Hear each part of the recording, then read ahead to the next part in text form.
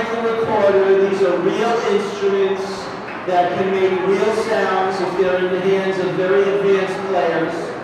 But at some point, if you want children to learn how to play music and appreciate it and grow up to love it, then you have to give them some real instruments at some point. We have had some challenges here because what we're doing here is sharing the instruments. So, all the children, you probably may or may not know this, they all have their own mouthpieces, but they all share one instrument. So coming on and off the stage in a concert like this is not quite as easy as you may think because we have to trade off. I can honestly say yesterday we tried to do a trade-off over in that area, and it was a complete disaster. But that's why you do rehearsals, you know. There's a reason we do a rehearsal. So we rehearsed the trade-off. That wasn't going to work.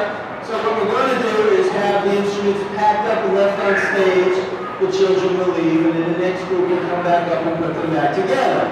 While that does seem redundant, it actually will be a time saver for everybody that doesn't know what everybody plays, even though I made a list. Forget it. It was just not going to work. So, this is the third grade band, and this is Miss Maricella's class. And I think you will find that after a fairly short amount of instruction, because we did not really get these instruments until after the first of the year, they played pretty well. So I hope you enjoy it.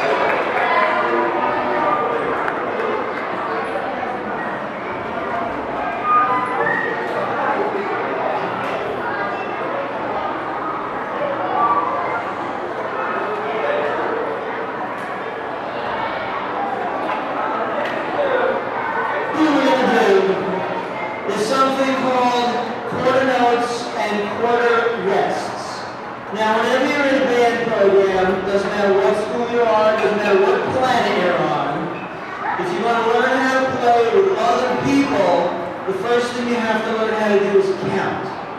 So this is sort of an exercise that splits the band in half, where half the band plays in one section, and the other half has to take a rest, but then they play when the first half of the band is resting.